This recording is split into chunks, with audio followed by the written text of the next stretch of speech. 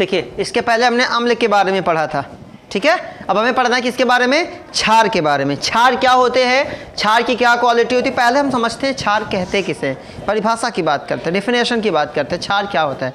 देखिए क्षार यौगिकों का एक ऐसा, या क्षार वह यौगिक है, यौगिक जानते हैं ना, तत्व वह, या कहेंगे यौगिक वह होता है जिसमें दो या दो से अधिक परमाणु पाए जाते हैं, उसे हम क्या बोलते हैं, यौगिक बोलते हैं। जैसे पानी क्या है, एक यौगिक है, क्योंकि इसमें हाइड्रोजन के 2 परमाणु, ठीक है, और ऑक्सीजन का 1 परमाणु, तो मिलके क्या बनाएंगे, यौगिक।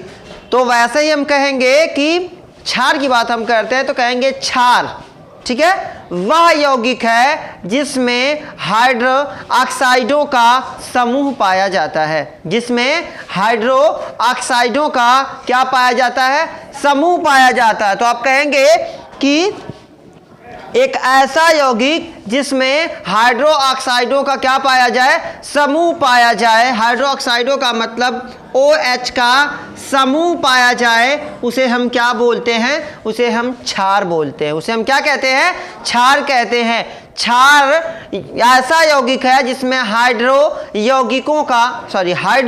ऑक्साइडों का क्या पाया जाता है, समूह पाया जाता है, ग्रुप पाया जाता है, उसे हम क्या कहते हैं, क्षार कहते हैं। हमें केवल 3 ही चीज आपके सिलेबस में पढ़नी है कि क्षार के भौतिक गुण क्या होते हैं और रासायनिक गुण क्या होते हैं और हम उनका उपयोग कहाँ करते हैं, ठीक है। इसके पहले हमने अम्ल के बारे में पढ़ा था, अब हम क्षार के बारे में पढ़ते हैं। भौतिक का मतलब जिसे छुआ जा सके, जिसमें परिवर्तन किया जा सके, जो महसूस किया जा सके, वो क्या है, भौतिक है। कैसे पहचानेंगे, तो पहली चीज क्या होती है, जैसे हमने जाना था कि अम्ल का स्वाद कैसा होता है, खट्टा होता है, सेम वैसे ही क्षार का जो स्वाद होता है वो कैसा होता है, वो कड़वा होता है। कैसा होता है, कड़वा होता है। आगे बात करते हैं, आप कभी साबुन को अपने हाथ में लेते हैं कि नहीं लेते तो वो फिसलता है ना, वैसे ही क्षार को जब आप अपने हाथ में पकड़ेंगे तो वो क्या होगा, फिसलेगा। साबुन के जैसे उसमें क्या पाई जाती है, फिसलन पाई जाती है। वो साबुन की तरह क्या होता है, चिकना होता है, मतलब वो इतना चिकना होता है कि आप उसे हाथ में पकड़ेंगे तो वो क्या करेगा, फिसलने लगेगा। समझ रहे हैं। आगे बात कर लेते हैं कि जैसे आप जानते हैं कि जब किसी एसिड को आप अपनी स्किन पे गिराते हैं तो वो क्या करता है, उसमें छेद कर देगा, उसको जला देगा। वैसे ही जब आप क्षार को अपनी स्किन पे गिराएंगे, अगर गलती से भी कभी क्षार आपकी स्किन पे गिर गई है ना, तो वो क्या करेगी, छाले फफोले पड़ जाएंगे आपके, है ना, आपके शरीर पे क्या पड़ेगी, त्वचा को वो क्या करेगी, जलाने का काम वो लगभग क्या करती नहीं बनता, जिसको हमारे गांव में झलका बोला जाता है, तो वो क्या बन जाएंगे, है ना, क्या बन जाएंगे, त्वचा को वो जला के क्या छाले पड़ जाएंगे, फफोले पड़ जाएंगे आपकी स्किन पे। ये इसके भौतिक गुण है। ऐसे ही हम उसे क्या करेंगे, पहचानेंगे। अगला पॉइंट, लिटमस। सबसे जरूरी चीज क्या होती है, लिटमस। हम जानते हैं लिटमस के बारे में, हम देखिए ये क्या है, लिटमस क्या है, लिटमस एक प्रकार का क्या है, सूचक है। क्या है, सूचक है। हम 3 सूचक जानते हैं। पहला सूचक हमारा क्या है, कभी कभार सूचक के बारे में पूछ देता है, सूचक से आप क्या समझते हैं, है ना, तो सूचक क्या है, सूचक देखिए लिटमस पेपर, पहला लिटमस पेपर, दूसरा मेथिल ऑरेंज और तीसरा फिनाप्थेलिन, ठीक है। लिटमस पेपर और क्या है, लिटमस पेपर आपका हो गया और आपका बचा मेथिल ऑरेंज और फिनाप्थेलिन। इन 3 चीजों से ही हम अम्ल की जांच करते थे। तो जैसे क्या करता था, अम्ल लिटमस को कैसा कर देता था भाई, लाल कर देता था। वैसे ही क्षार क्या करता है, लिटमस को कैसा कर देता है, नीला कर देता है। जब आप क्षार को क्या करते हैं, जब क्षार को आप क्या करते हैं, लिटमस पेपर पे गिराते हैं तो वो लिटमस पेपर को कैसा कर देता है, नीला कर देता है। जबकि जब आप अम्ल को लिटमस पेपर पे गिराते थे तो वो उसके रंग को कैसा कर देता था, लाल कर देता था। याद है ना आपको। चलिए आगे बात करते हैं रासायनिक गुण की, क्योंकि आपकी बुक में ज्यादा रासायनिक गुण है नहीं, 2 ही तो 3 चीजें बताई गई है, तो आप नोट कर लेते हैं। समझते हैं कि रासायनिक गुण की बात हम करते हैं। रासायनिक गुण क्या होता है, तो अम्ल और क्षार को अगर आप अब एक अम्लीय विलयन में आप क्षार को डाल देते हैं, कोई अम्ल है उसमें आप क्षार को मिला देंगे तो वह उस विलयन को कैसा कर देगा, उदासीन कर देगा। उदासीन का मतलब समझिए, एक होता है धन आयन, एक होता है ऋण आयन और एक होता है उदासीन। ना वो प्लस में है ना वो माइनस में है। जैसे नमक क्या है, नमक क्या है, उदासीन। पानी क्या है, उदासीन। समझ रहे हैं ना। तो कहने का मतलब क्या है कि जब आप अम्ल और क्षार को या किसी अम्लीय विलयन में आप क्षार को डालते हैं तो वह उस विलयन को कैसा बना देता है, उदासीन बना देता है। आगे अब अगला पॉइंट, जब किसी क्षार को आप क्या करेंगे, गर्म करेंगे। नॉर्मली पानी को आप गर्म करते हैं, वो क्या करने लगता है, विघटित होने लगता है, उड़ने लगता है। लेकिन क्षार के अंदर दोनों क्वालिटी होती है।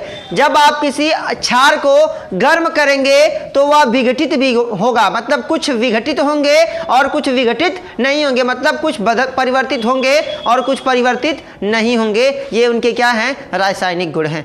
पहला पॉइंट समझ में आ गया कि जब आप अम्ल, ये पॉइंट जरूर याद रखेंगे कि अम्ल और क्षार को मिलाएंगे। आगे हम पढ़ेंगे, जब लवण हम पढ़ेंगे तो उदासीनीकरण हम पढ़ेंगे, ठीक है। उसमें आपको मिलेगा कि उदासीनीकरण किसे कहते हैं। तो अम्ल और क्षार को मिलाना या अम्लीय विलयन और क्षारीय विलयन को मिला देने की प्रक्रिया क्या कहलाती है, उदासीनीकरण कहलाती है। वो 3 तरीके की होती है, उसको हम आगे पढ़ेंगे, ठीक है। अम्लीय क्षारक आप पढ़े ना, अम्लीय क्षारक पढ़ेंगे हम उसे। और क्या बोलते हैं, अम्लीय क्षारक और क्षारक, एक होता है वो प्रबल क्षारक, दुर्बल क्षारक, ठीक है।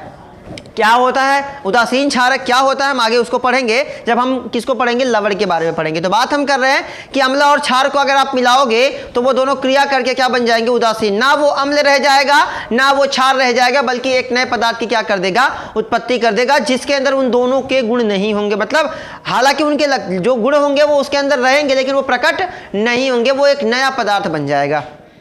समझ रहे हैं, कहने का मतलब जैसे आप पानी को क्या करते, पानी और शरबत को, चीनी को मिलाते हैं, तो क्या चीनी के गुण उसके अंदर नहीं रहते, रहते हैं, तभी तो आपको शरबत मीठा लगता है, लेकिन वो दिखाई नहीं देता, पानी दिखाई देता। जब आप विलयन पढ़े थे तो आप जानते हैं कि विलेय और विलायक को मिलाने से क्या बनता था, विलयन बनता था। तो विलायक हमेशा अस्तित्व में बना रहता था, जबकि विलेय क्या होता था, अस्तित्व में नहीं रहता था, लेकिन वो पानी के अंदर, वो विलायक के अंदर मौजूद रहता है।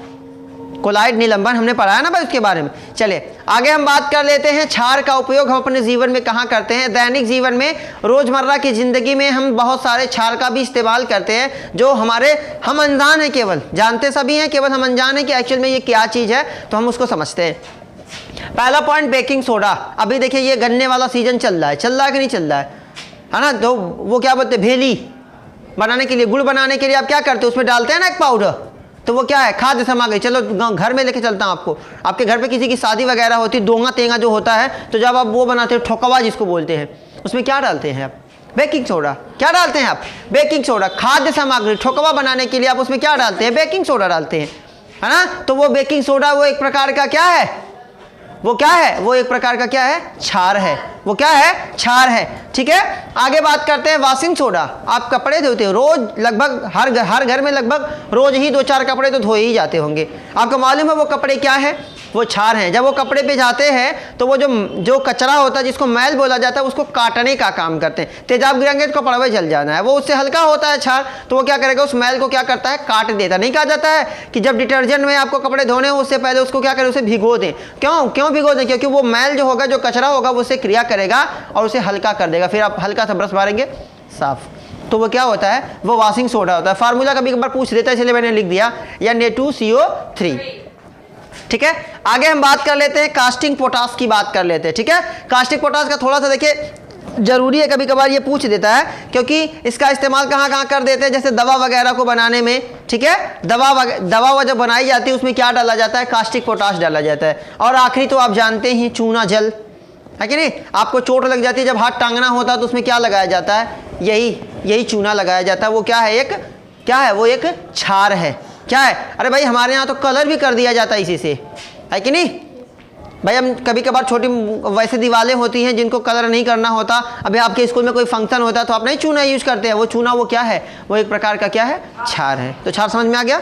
बस आगे अगले वीडियो में हम पढ़ेंगे किसके बारे में भाई, लवण के बारे में। इसको नोट कीजिएगा। बेस्ट ऑफ लक, मेहनत से पढ़िए।